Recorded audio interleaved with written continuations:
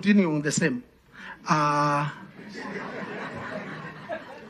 If you consider an orphan in Rodwa, it is the same orphan in Kajiado. So both orphans should get the equal amount of funding from the government. So as far as I'm concerned, and I know that is a concern to so many other people, distribution of bursaries should be given to a national body, just like the way university is given to help, so that distribution of bursaries can be national.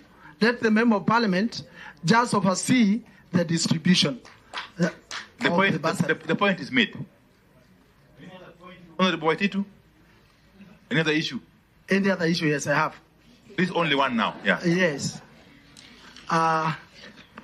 Having gone through the impeachment process as a governor, and also having been a member of parliament, when the Kenya Constitution 2010 was enacted in parliament, I know very well what the initial intention of the drafters of the constitution was when the impeachment was enacted in our constitution. First and foremost, it was meant to check the excesses of the governors in the counties.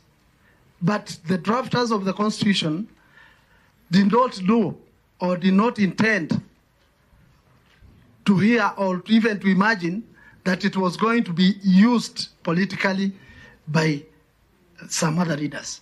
But as it is now in our country, and as it happened to me, when I fall off, when I went into the bad books of the regime that was there, they drafted and planned and on how to get me out of office. And that will happen to so many other governors in future. I think there's a proposal, Governor Waititu. My proposal is... No. I'm just suggesting to you, the Council of Governors was before us. Yes. And they addressed the same issue. What they are proposing is that we tighten the nuts on the impeachment process, but also make it 2 years, was it? What were they suggesting?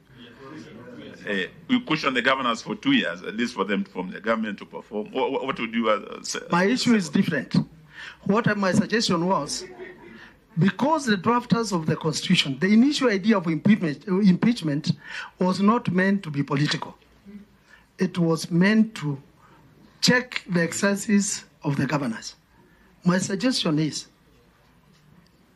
because impeachments will continue, I'm not opposed to impeachments, but since the governor will have fallen off with the regime or the support of the politicians, it should be only for that period that governor was elected.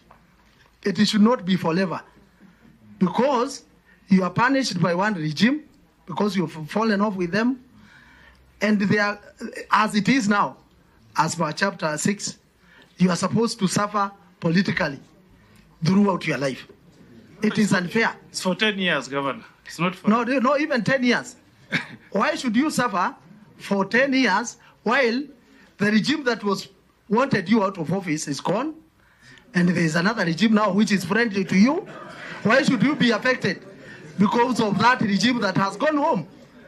It should be made to be clear. The intentions of the drafters of the Constitution was that impeachment is only to check the excesses of the governors, but not to make sure that you are always politically right with the leadership in the presidency level. Otherwise, so many other governors are going to suffer, and we must make sure that this committee takes care of all the loopholes that has been there in our constitution. Therefore, my recommendation, together with my other governor who was impeached like me, Sonko, is that this committee makes sure that the impeachment is only going to be for that period that you are elected, when you are not in good books with the leadership that is there in the government. Thank you so much.